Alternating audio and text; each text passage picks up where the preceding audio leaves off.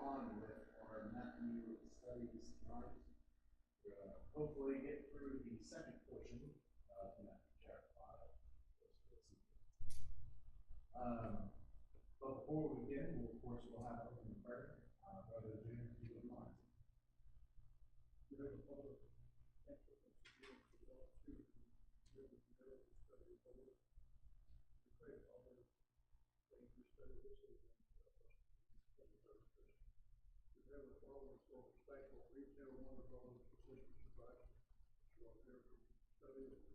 Pray that each and every one of us will learn enough that we can go out and teach others in the community. I know sometimes we fail in doing what we should be out in the community, and we pray for us to try to improve on that so we can better Christians. We have a Father, we pray for the ones who are sick, keep them good. Pray that they do your will, to have to be the hand for them, they walk with them, walk with them, be back with us. Be with the ones who are on vacation and travel other places and keep them safe on their journey. So, Heavenly Father, we're so thankful for the elders here at the congregation and what they put forth to do. Also, we're thankful for the preachers here and all the work and dedication we put in these times here. Also, thankful to Heavenly Father for the teachers and the classrooms and all that they do. Song leaders from the congregation. We pray, dear Heavenly Father, that each and every one of us will continue to grow in spirit and truth. Be with us this week as we go separate ways this evening. Let us always remember that you walk with us, always with us. So thank you, dear Heavenly Father, for your love and your patience with us. And thankful for all the many blessings of life. We pray, Father, that the ones who are less fortunate, pray the ones who are having troubles, that will reach out to you so that you can guide them through life. Heavenly Father, we pray that each and every one of us will realize that we sometimes make errors, and when we do, we'll have to repent of those things. Heavenly Father, be with each and every one of us, each and every day of our life, and let us remember that God is always with us. Christ, always in your prayer.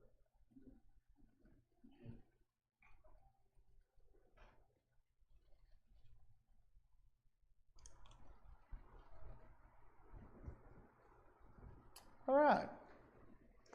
So, starting on the second half, like I said, of Matthew in particular, we're going to start on verse 27, and we are going to reread until 48, and then we'll, of course, go back and do it from there.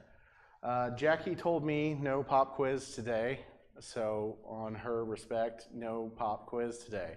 However, I will go back myself and kind of recap of what we've already been talking about. Now, of course, Jesus is already on the Mount at this point, giving one of his most famous sermons of all time.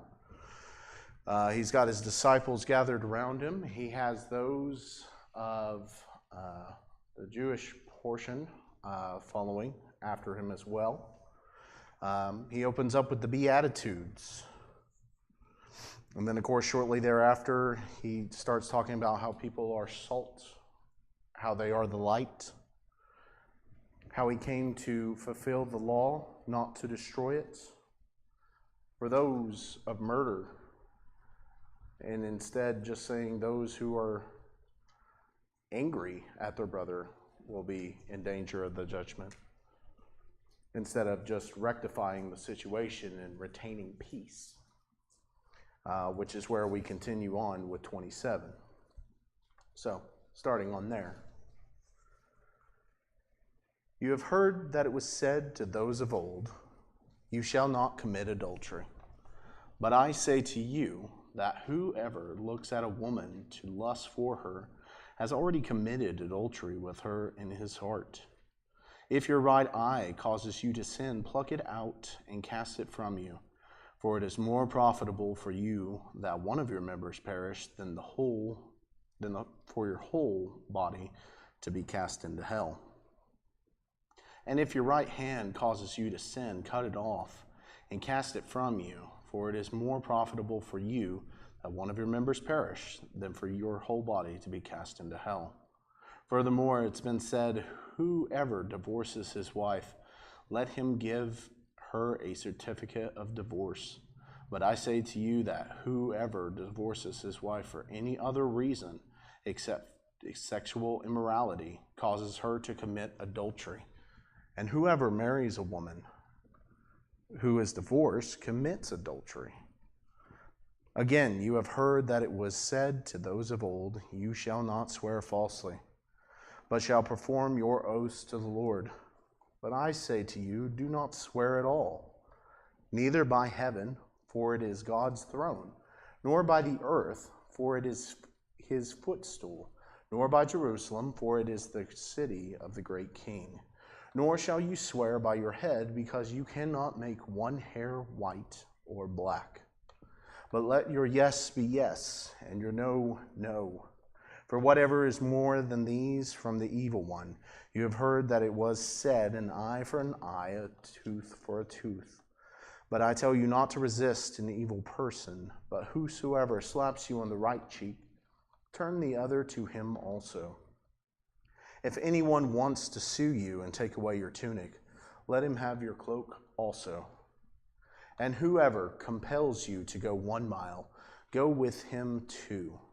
Give to him who asks you, and from him who wants to borrow from you, do not turn away. You have heard it was said that you shall love your neighbor and hate your enemy. But I say to you, love your enemies. Bless those who curse you, do good to those who hate you, and pray for those who spitefully use you and persecute you, that you may be sons of your Father in heaven. For he makes his sun rise on the evil and on the good, and sends rain on the just and on the unjust. For if you love those who love you, what reward have you? Do not even the tax collectors do the same? And if you greet your brethren only, what do you do more than others? Do not even the tax collectors do so? Therefore you shall be perfect, just as your Father in heaven is perfect.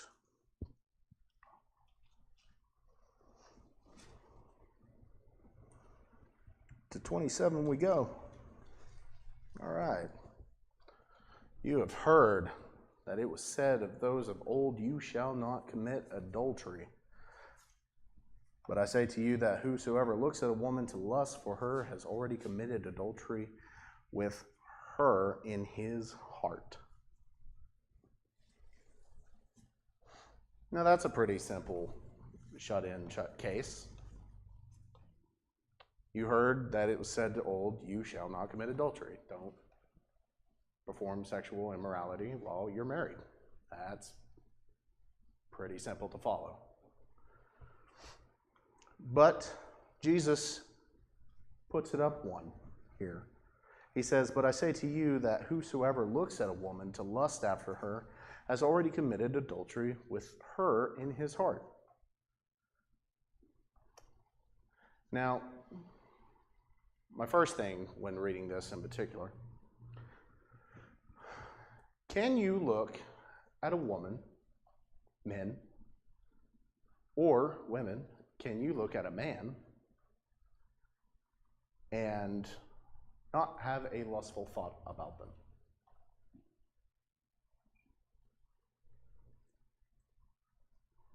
Translations, other translations say we have sexual thoughts. So if the lust leads to sexual thoughts, then it would be a sin. If you're just looking for a woman because for some reason, other than no matter what she looks like, it's okay. There is a fine line when it comes to looking at a lady because she's attractive or something to that extent, which, of course, you can look upon any other person at that point and go, yes, they are attractive. Now, yes? Doesn't lust mean something more than looking at somebody else? It does. And as You Lum... look at somebody else, Yeah. you'll find today, compliment somebody, but the word lust kind of defines it in a different type of, I guess, thought. Sexual gratification. Yes, that's one way to put it. You're not being romantic at that point. You're just looking to fulfill your lustful desires at that point in time. It is not the same as looking at somebody and considering them attractive, because, I mean, I'm attractive, but...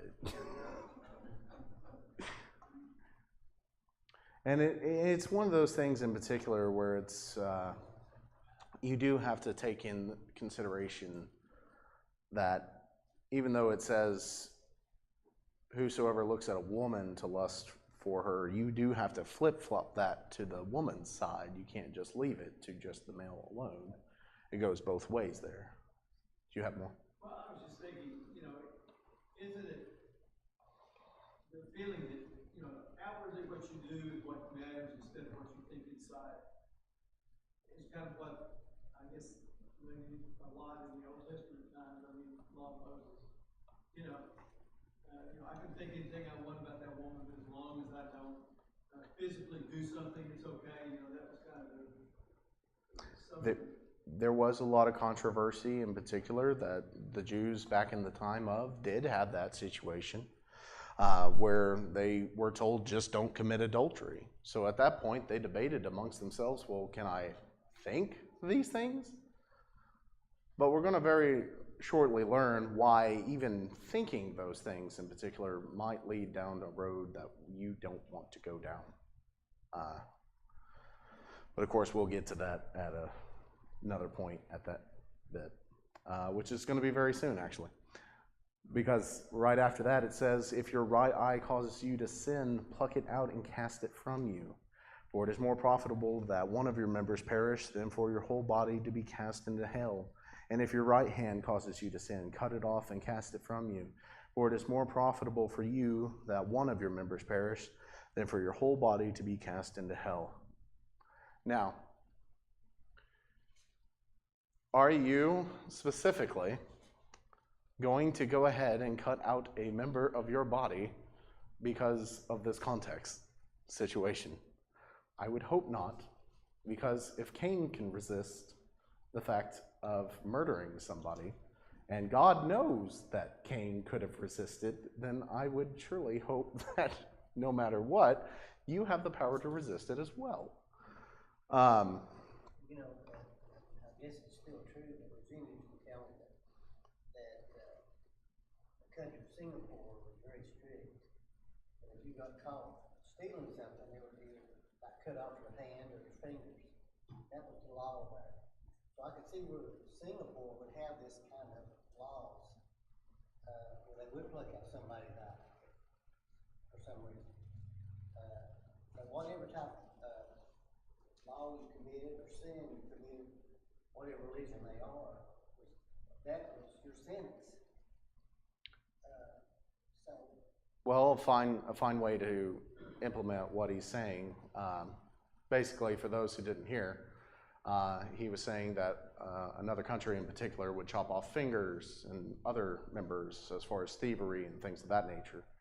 It'd be like a life for a life, too. Right. Murder would be bad. Exactly.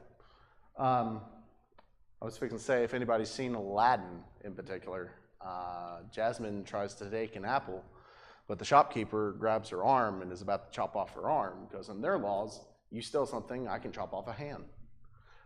So yeah, in most places they would do that.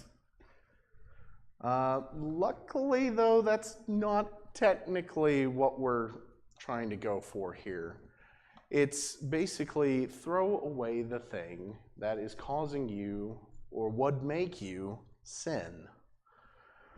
Most common one in particular is certain people you hang around with.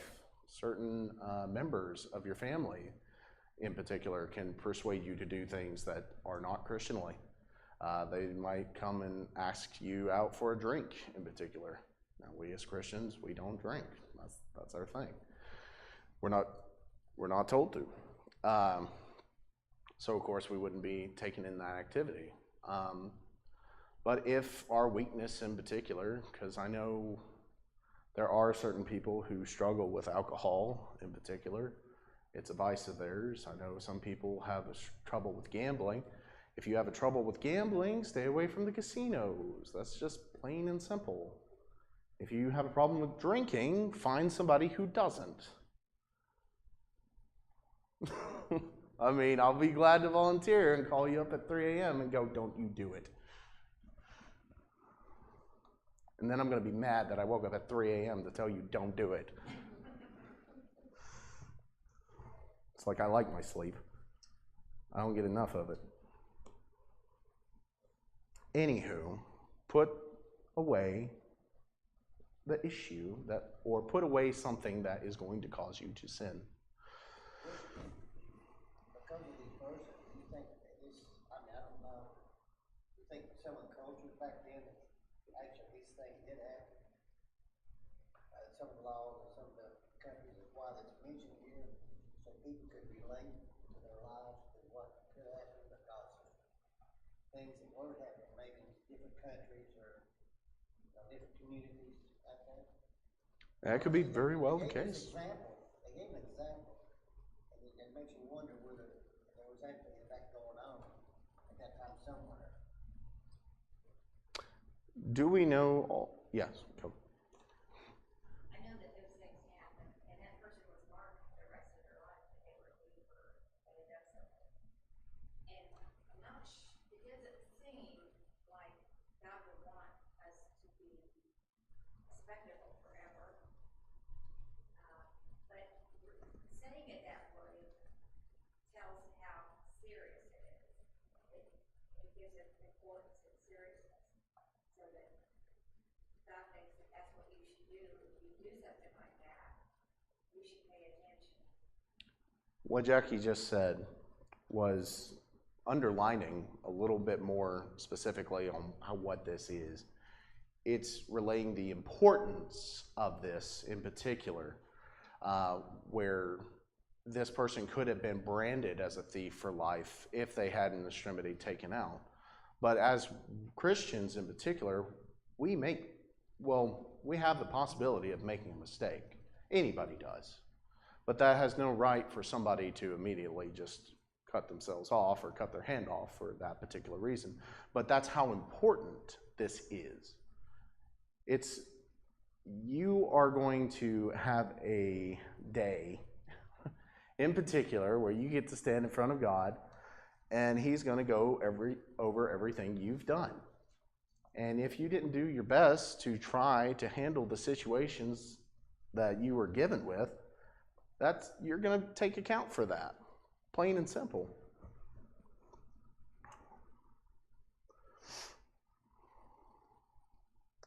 I guess at that point, it would just be like, well, people would read this verse and they still would struggle with certain things. So other than reading in particular, what is that one thing where it's cutting the bridge to actually applying this to your life? What is that one thing that you know might be able to get you through that struggling situation? And that's something we have to learn every single day. Yeah. 31, verse 31. Furthermore, it has been said, whoever divorces his wife, let him give a certificate of divorce. But I say to you that whosoever divorces his wife for any reason except sexual immorality causes her to commit adultery, and whoever marries a woman who is divorced commits adultery.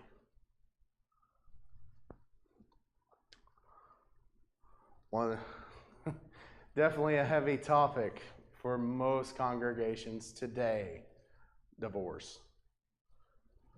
It is definitely debated a lot.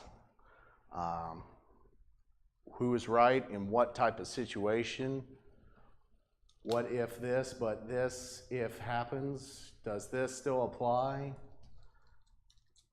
And yeah, it's so bad of a controversy in particular that people take this again out of context.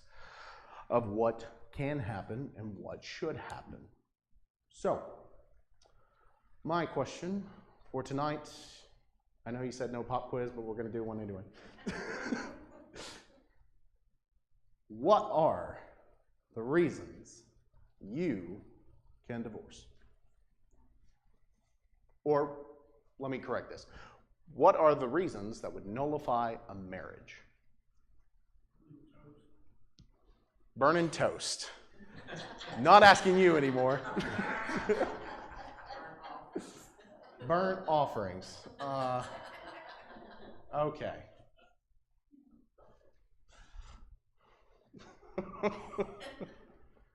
I'm sorry, that's good. Death.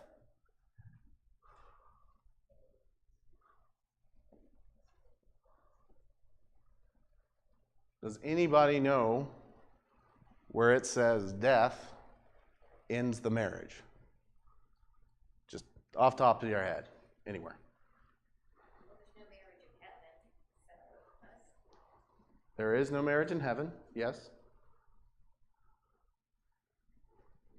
Okay. Till death do us part, yes. Let me see if I can find it.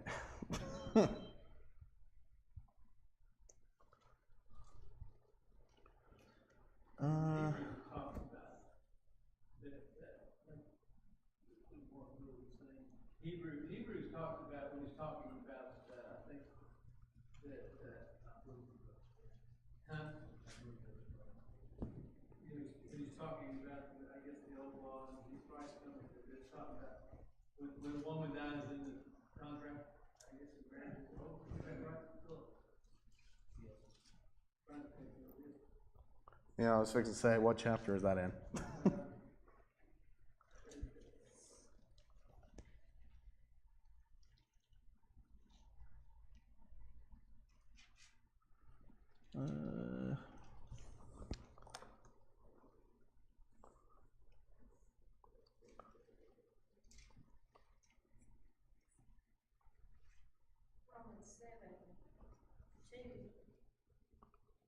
Romans 7:2. Okay. For the woman who has a husband is bound by the law to her husband as long as he lives. But if the husband dies, she is released from the law of her husband. So then, I'm sorry, I'm continuing to read from that. I'm in verse 3. So then, if while her husband lives, she marries another man, she will be called an adulteress. But if the husband dies, she is free from that law, so that she is no adulteress, though she is married another man. Okay, so we have the death one. Yes. Which, there's an interesting controversy about 1 Corinthians as well that we're going to go over and try to anchor through so everybody's all on the same page. Because again, this is a very controversial topic. But death, it's proven. We read it. Once your spouse dies, you are out of that marriage, basically. Because as Jackie said, I mean, even when we perish in particular, we won't be subjugated to marriage anymore. Which then made me sit there for a moment because I did go over some of these verses in particular, and I'm like, so what? We're going to go in heaven and be like best friends or something? Or how's that going to work? And then I just thought of like really weird things. I was like, man, what have you made? But that's neither here or there. Anyway. Another reason is that what it says right here, because unchastity, but also Matthew 19:9, Jesus says that whoever divorces his wife except for immorality is not married to another. Now, even though we're reading this in Matthew 5, he said in 19:9, okay. Jesus says this about 4 times, specifically. I'll get to it. Out of all the organization skills of everybody on the planet, I'm pretty sure I have the second to worst. But, you know. Okay, so it's Matthew 9:9, Mark 10:11 and 12, Luke 16:18.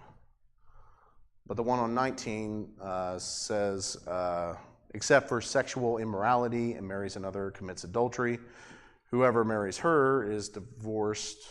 Who is divorced commits adultery. And it basically just repeats that same message over and over. So we have sexual immorality.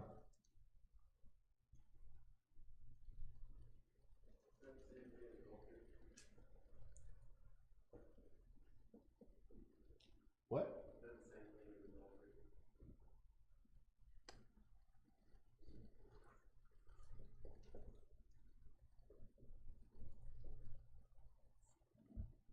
Parentheses, adultery.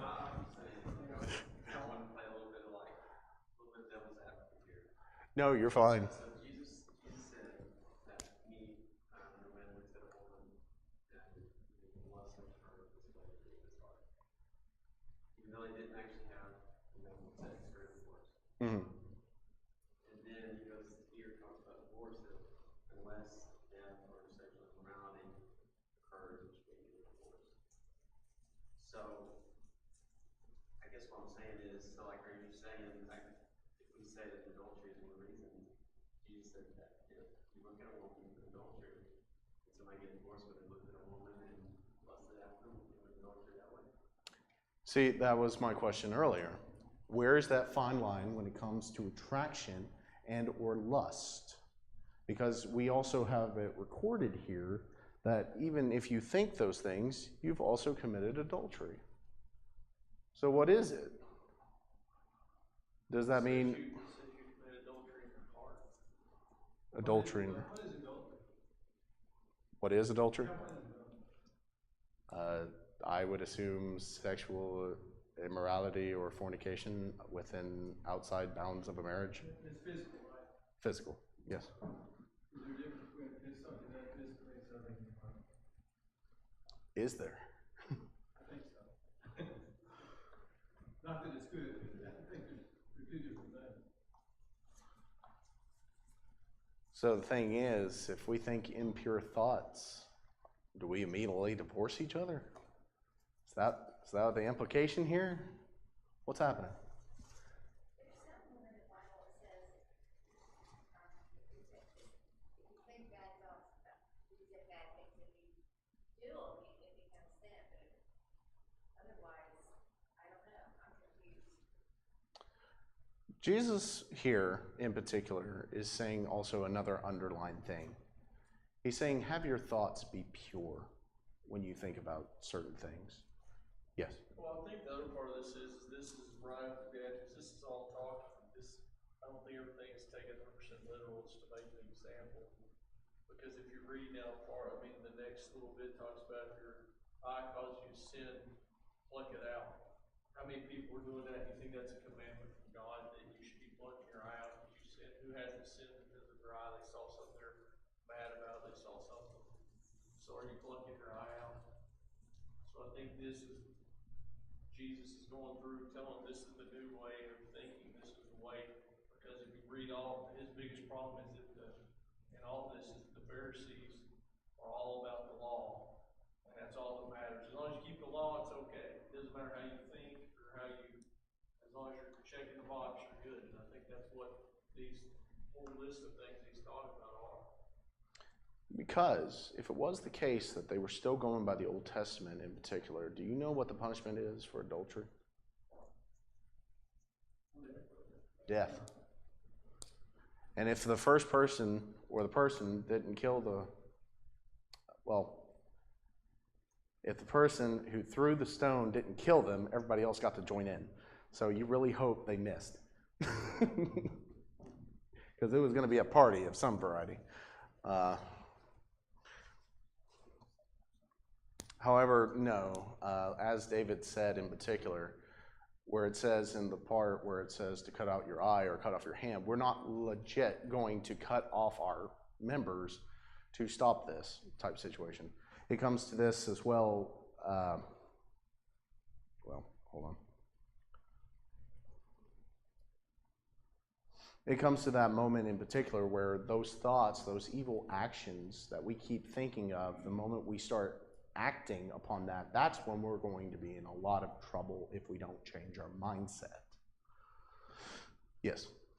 Footnote on that, talking of the eye. It should be clear in here that Jesus is not advocating mutilating our bodies, but he is using a strong figure of speech to emphasize removing any temptation for evil, whatever the cost. Removing temptation, whatever the cost. I like that. So if a man leaves his wife, leaves his wife, marries another man. Man, that's a weird relationship. Is that, according to Webster, that's still adultery. Right. But y'all can think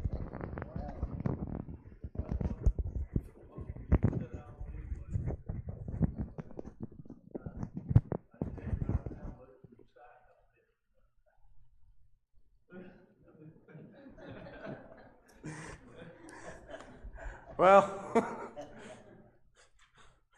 exactly. No. I guess we'd have to control that side. We do. Adultery involving a person that's in typically somebody told or so. But if it's just lesbian, you should correct it.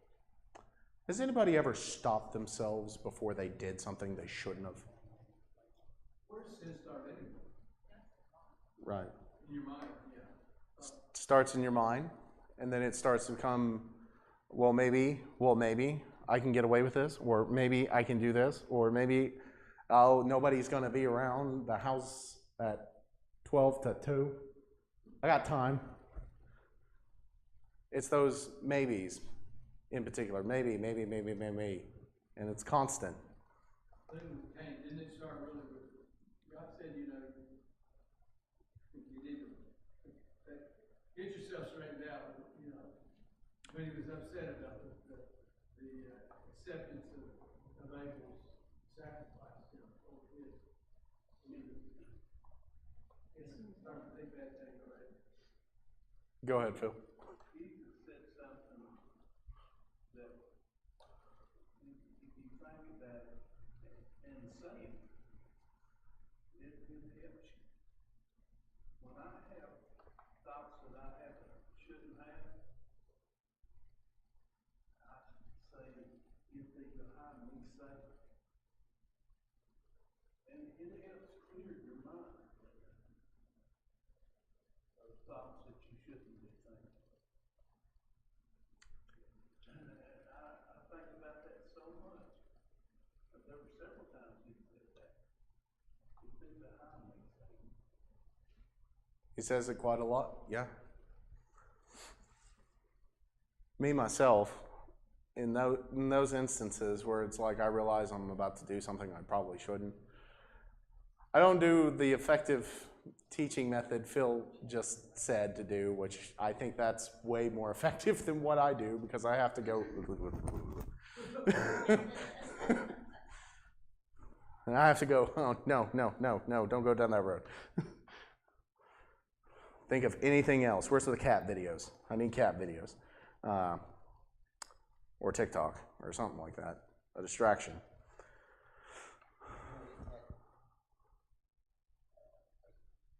Romans 1:26-27 talks about when men lie with men, talks about that part of abomination, which kind of goes along with this too. It can, yes. That could be a form of that, yeah.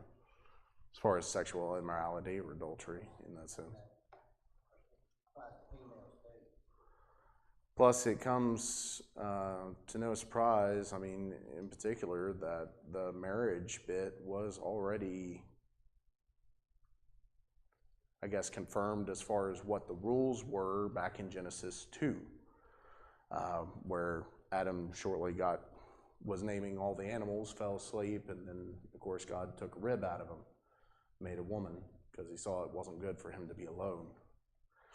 And so the two will become one flesh, and man would leave his home in search for a wife. But there is no search for other man or woman searching for other woman in this context at all. It is man and woman. And unless you want to include those of Sodom and Gomorrah, I don't really see any other. Well, there is an instance between Ham and his son.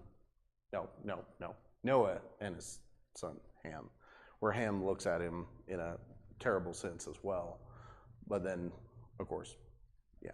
Just go back there to that first.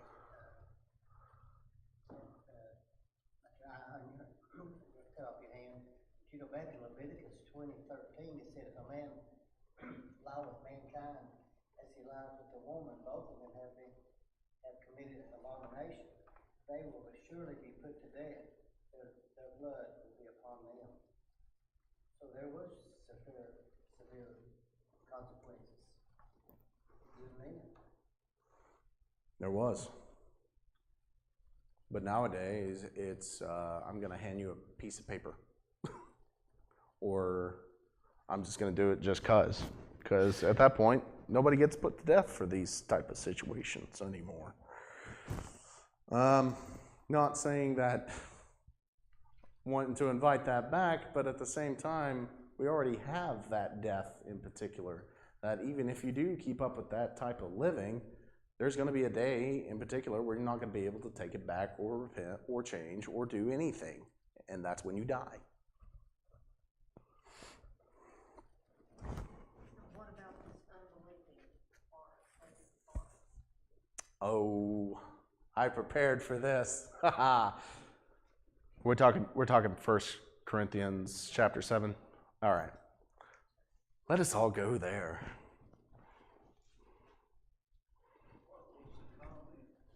Talking about 1 Corinthians chapter 7, where it talks about, an unbelieving spouse wants to depart, brother and sister no longer bonded. Corinthians 7, Paul's talking about it. Said, I, the Lord, not I. So I'm going to read it fast, but we've only got about, I can't do math, 7 minutes? Okay. So I'm going to try to get through it very quickly. What verse is that in? 15. Okay. So I'm going to go ahead and back it up to 10. Starting at verse 10, 1 Corinthians 7. Now to the married I command, yet not I, but the Lord. A wife is not to depart from her husband, but even if she does depart, let her remain unmarried or be reconciled to her husband. And a husband is not to divorce his wife. But to the rest I, not the Lord, say, if any brother has a wife who does not believe who does not believe, and she is willing to live with him, let him not divorce her. And a woman who has a husband who does not believe, if he is willing to live with her, let her not divorce him. For the unbelieving husband is sanctified by the wife, and the unbelieving wife is sanctified by the husband.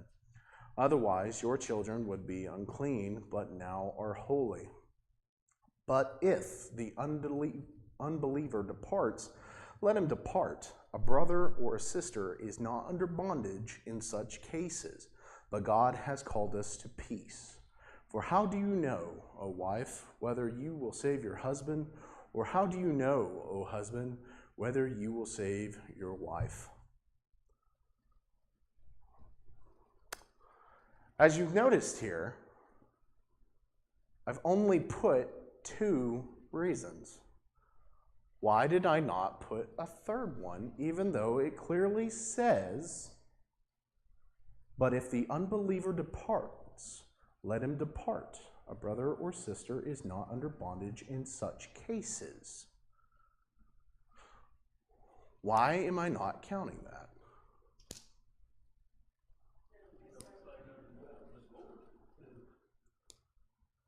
It says nothing about it. You said it said nothing about it? Nothing about divorce, it says let him live. Exactly. In this context, in particular, for the unbelieving husband, for the unbelieving husband, if they want to leave, let them leave. Do not force them. Do not strain them. Do not say, no, this is how things are going to go. It's my way or the highway.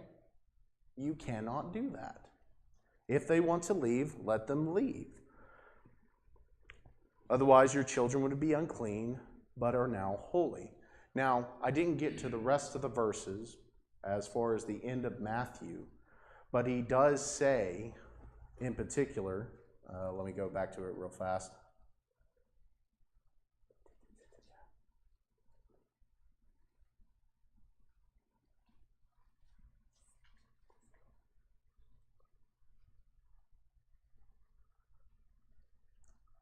That you may be sons of your Father in heaven. He makes his sun rise on the evil and on the good, and sends his rain on the just and the unjust. This is the same way that we should be treating those, not even specifically the unbelieving spouse, but any person who is an unbeliever in this sense. We're not to force them on this situation. They have to come to a realization that this is the Word of God. I need to be living this way. Not you, nor anybody here has the authority, demand to tell somebody how they should be living their life. Period. We can only say what is expected as far as what a Christian should be. And we, which I assume all of us are Christians. And as Christians, we have a standard we have to hold. Even if the unbeliever is a spouse, someone we absolutely cannot live without, even though we could probably do a couple hours maybe. But it just depends on the situation. But no. So in this sense, where it's coming to 1 Corinthians, it's not saying if your spouse doesn't believe in the Bible, go ahead and divorce them. That is not what's being said here. And that, unfortunately, is a major belief outside of the congregation in particular. And unfortunately, there are some, even within the Lord's church, who believe that also. I don't know what specific belief that was, but Ethan knows more about it. It's just a whole debacle situation. But it comes up to that moment where divorce, we got 2 things. There's no other thing. This is it. Death and adultery. The end. Which I think we can all agree. But, I mean, like I said, even just talking the most simplest of things, people think there's more to it. There's not. Jesus says it 4 times. So it comes to this situation at the end of Matthew where he is describing or elevating more of what the law is saying. And he's giving us the correct way of how we should be thinking about things. Because, for if you love those who love you, what reward have you? Do not even the tax collectors do the same? It's very easy to love your friends because they're your friends. It's not easy to love somebody who's not your friend. And if you greet your brethren, only what do you do more than others? Do not even the tax collectors do so? When you walk into a store, they go, "Hi, how can I help you? Is there anything I can do for you? Is there anything?" They're trying to get you to look for something, to buy something. So, of course, you're going to treat them with certain respect because they showed you certain respect. But if you meet some random person in particular and they're struggling in a situation, do you go out of your way to help them? It's very easy to help your family, but a complete stranger? I don't know how many times I've opened or held open a door for anybody, and it just surprises them. And they're like, "Oh, thanks. Okay, cool." As if that doesn't exist anymore. Therefore, you shall be perfect just as your Father in heaven is perfect. Very simply, with the end of this, we do have these new ways that we are supposed to be as Christians in particular. But Jesus gives us this because God has seen us at our worst moments in life. He has seen us when we have been away from Him. He knows when our darkest thoughts have been, and our darkest situations in particular. But I'm pretty sure some of you got baptized. I'm pretty sure some of you repented of those evil things that you thought of. And I'm pretty sure that if you continue to do so, you'll get to go to heaven. And again, God didn't have to do that at all. He didn't. He could have just made us and then left. Christians, we have a high banner standard to follow. And it's not that complex, but it is difficult. And it's up to every single one of us to help each other get there. Other than that, any other comments, anything else? Yeah, most people in the world now say, well, baptism is washing place in their feet, so that's not part of the law. I mean, it feels like they're free, and they're no similarities that are accepted in most religious organizations. So how do we defeat that? We defeat that by studying.